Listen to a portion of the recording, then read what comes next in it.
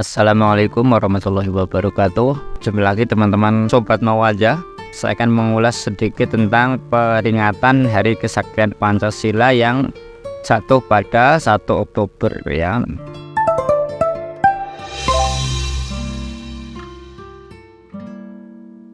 Kenapa dikatakan Pancasila Sakti? Itu adalah karena ada kaitannya dengan peristiwa sebelumnya, yaitu apa yang disebut dengan peristiwa Gestapo, Gerakan 30 September ya, atau SPKI. Itu sebenarnya hanya istilah saja.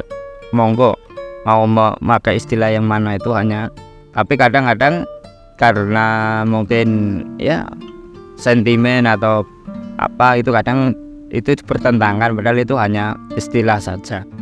Lah, kesaktian Pancasila ini adalah ada kaitannya dengan ya tadi peristiwa sebelumnya tentang PKI 65 yang itu merupakan upaya dari kaum PKI ya, komunis yang ada di Indonesia ya, komunis yang berupa partai, karena nanti kalau ada komunis yang berupa ideologi.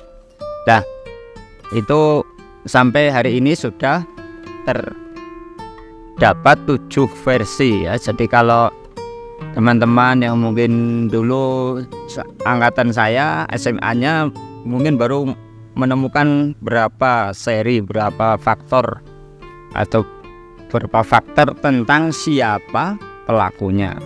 Di yang terakhir itu di kurikulum yang terbaru itu, karena saya juga mengajar, itu sudah ditemukan 7 ya, 7 itu artinya membutuhkan kedewasaan dalam pembacaan. Jadi kita tidak boleh menghakimi satu dengan yang lainnya, karena itu ada 7 faktor, artinya tidak ada pelaku tunggal gitu.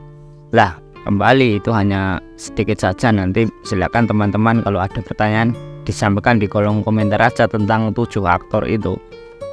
Nah, kaitannya dengan kesaktian Pancasila itu adalah membuktikan bahwa pada waktu itu dan tentunya harusnya sampai sekarang, Pancasila itu mampu menjadi elemen pemersatu. Jadi kita harus yakin bahwa jangan sampai di masa depan itu Indonesia terpecah belah hanya oleh satu propaganda kelompok tertentu ya, entah dari golongan kiri entah dari golongan kanan. Itu kita nggak boleh, karena nantinya yang akan rugi adalah kita sendiri ya.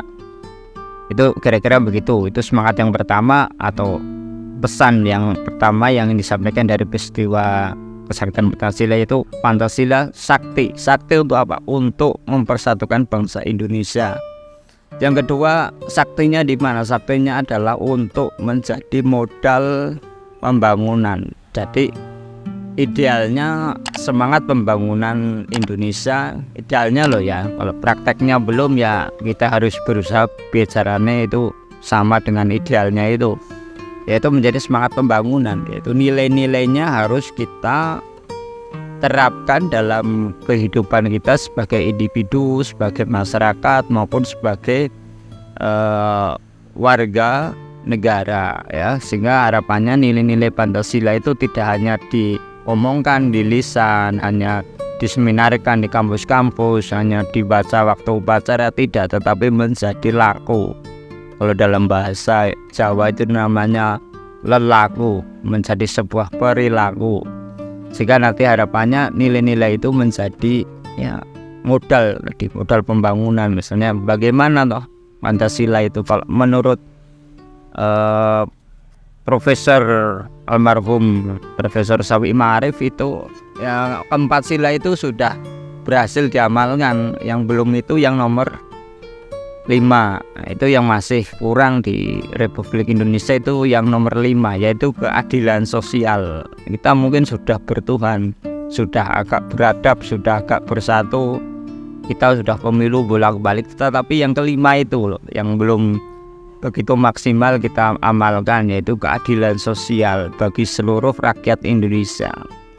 Namanya saja seluruh warga rakyat Indonesia. Jadi kalau misalnya ada satu daerah masih ada orang lapar, masih ada orang miskin, masih ada orang nganggur, itu cara ibarat Pancasila itu bisa menangis, mungkin dia akan menangis karena 5 yang menyatu itu ada salah satu yang dianaktirikan ya. Jadi kira-kira adalah supaya apa?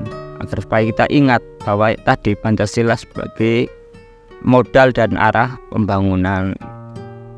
Yang ketiga, pesan yang ketiga adalah jangan pernah membenturkan Pancasila dengan agama, karena kadang ada beberapa kelompok 1-2 itu berpikir bahwa Pancasila dengan agama itu tidak sinkron.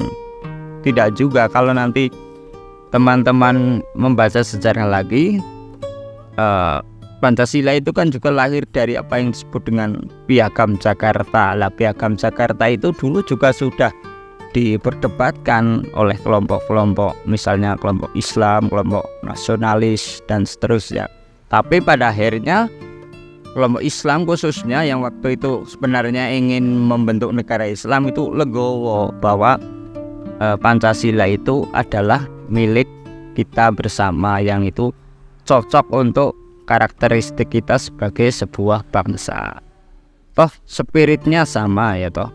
Misalnya di agama diajarkan untuk bertuhan, kita semua sudah punya Tuhan.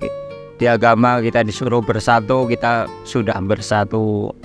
Di agama diajarkan untuk apa? Beradab, berakhlak, kita sudah banyak yang berakhlak.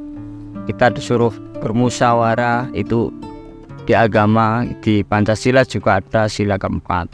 Bahkan kita disuruh berkeadilan, itu juga sudah bagian dari semangat agama-agama itu. Jadi tidak perlu mempertentangkan agama itu dengan Pancasila. Justru kedua-duanya harus kita satukan agar menjadi ya tadi harmoni yang indah untuk hidup di Republik Indonesia gitu. Kira-kira begitulah kira-kira tentang pesan-pesan dari peristiwa kesaktian Pancasila dalam